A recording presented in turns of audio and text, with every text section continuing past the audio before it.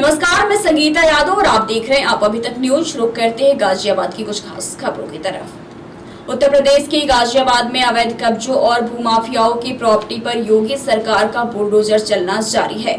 गुरुवार को ही उस्मानगढ़ी इलाके में अवैध रूप से बने मकानों को निस्तनाबूद कर दिया गया। यह कब्जा सरकारी तालाब की जमीन पर किया गया था। दरअसल मसूरी थाना इलाके में डासना देहात स्थित उस्मानगढ़ी इलाके में भूमाफिया ने सरकारी तालाब की जमीन पर पूरी अवैध कॉलोनी बसा दी थी। इलाके में अवैध रूप से मकान बना लिए गए थे, जो कि 35 से 40 साल पुराने हो गए थे। अभी हाल ही में सरकार ने घर के मालिकों को नोटिस भी दिया गया। इसके बावजूद मकान खाली नहीं किए गए। इस मामले में अब प्रशासन ने कड़ा रुख अपनाया और अवैध कब्जों को बुलडोजर से गिराना शुरू कर दिया।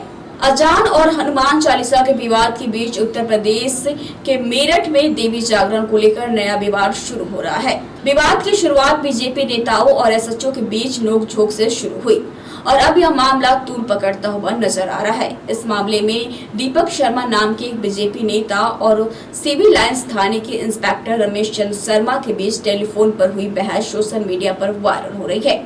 इस ऑडियो में जहां बीजेपी नेता दीपक शर्मा जागरण कराने पर अड़े हुए हैं, वहीं एसएचओ का कहना है कि बिना आदेश के जागरण नहीं होगा। मैं आपको स्पष्ट करना चाहूँगा, इसमें ये जो एक ऑडियो और एक वीडियो आया है जिसके बाद में आपने कहा कि आयोजन किया जा रहा है। सबसे पहले तो मैं बता दूं कि आयोजन की अनुमति मांगी गई थी एडीएम साहब के यहाँ से, और इसकी पद्धति ये होती है परंपरा कि एडीएम साहब फिर उसके बाद में स्थानीय पुलिस से इस पर रिपोर्ट मांगते हैं।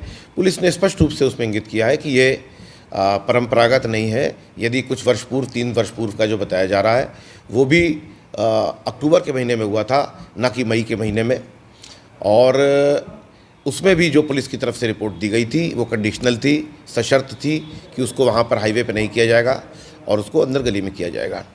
जहाँ तक उसके होने या न होने का प्रश्न है, ये निर्णय पुलिस प्रशासन परंपरागत होने के आधार पर, किसी भी धार्मिक आयोजन के परंपरागत होने के आधार पर, प्लस साथ साथ उसका जो है स्थानीय शांति व्यवस्था पर क्या असर पड़ेगा, बहुत सारे बिंदु हैं जिसके आधार पर ये निर्णय लिए जाते हैं। पहली बात।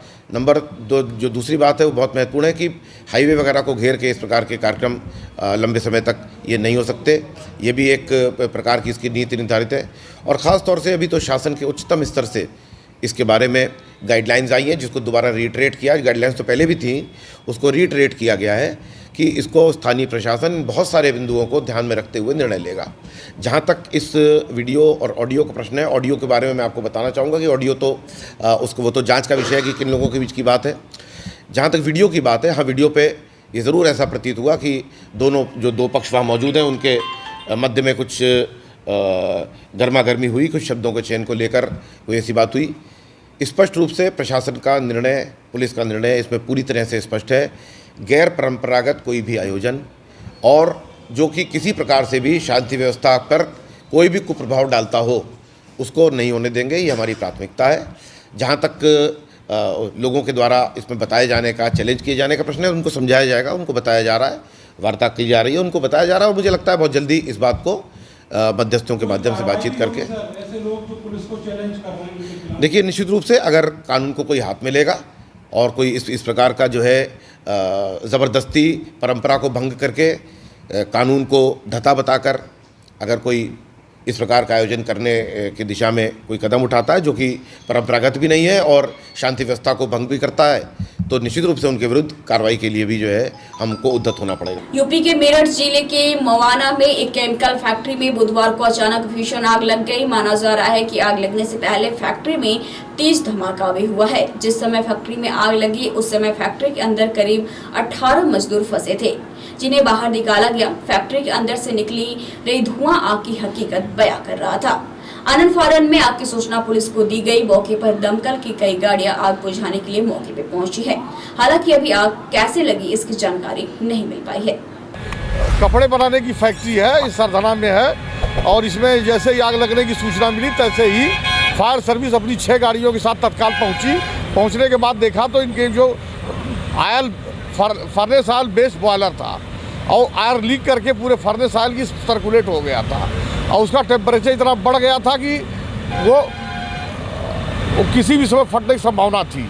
इनके इंजीनियरों ने कोशिश किया उसको ड्रेन कराने की, लेकिन ड्रेन नहीं हो पाया। इसी बीच वो लीक कर गया, उसमें शॉर्ट सर्किट से फर्नेस ऑयल में आग लग गई और फायर सर्विस गाड़ियों ने पूरी तरह से उसको नियंत्रित कर लिया। कोई जीवहानि नहीं है, कोई जानहानि का नुकसान नहीं है? कोई जीवहानि नहीं हुई है, न कोई झुलसा है। कितना टाइम लगा पूरा सूचना पर कंट्रोल पाने में? 1 घंटे लगे। लगभग कितनी कीमत का नुकसान होगा? ये तो जांच के बाद पता चलेगा कितनी कीमत का नुकसान होगा। फैक्ट्री प्लांट के अंदर कोई आग नहीं पहुंची है। जो भी नुकसान है वो सिर्फ केवल बॉयलर का है और कुछ नहीं है। गाजियाबाद में लिंक रोड थाने के पास वैशाली मेट्रो स्टेशन पर स्कूटी सवार कलेक्शन एजेंट से बाइक सवार बदमाशों ने हथियार के बल पर 8 लाख रुपए लूट लिए। वारदात के दौरान पीड़ित के कलेक्शन कर कंपनी जा रहा था। पीड़ित ने वारदात की सूचना पुलिस को दी। सूचना पर पहुंची पुलिस ने जानकारी की, लेकिन पुलिस को कोई ठोस जानकारी नहीं मिली। पुलिस अधिकारी प्राथमिक जांच में मामले को संदिग्ध मानकर चल रहे हैं। पीड़ित ने पुलिस को वारदात के करीब आधे घंटे बाद सूचना दी थी।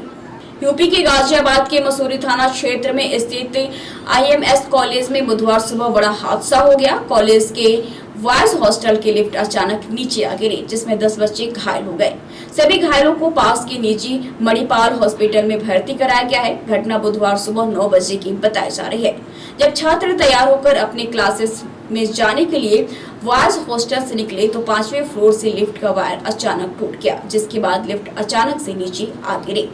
लिफ्ट में सवार 10 छात्र गंभीर रूप से घायल हो गए, जिसके बाद मौके पर अफरा तफरी मच गई। फिलहाल गाजियाबाद की खबरों में इतना ही। जल्दी हाजिर होगी कुछ और बड़ी खबरों के साथ। तब तक आप देखते रहिए आप अभी तक।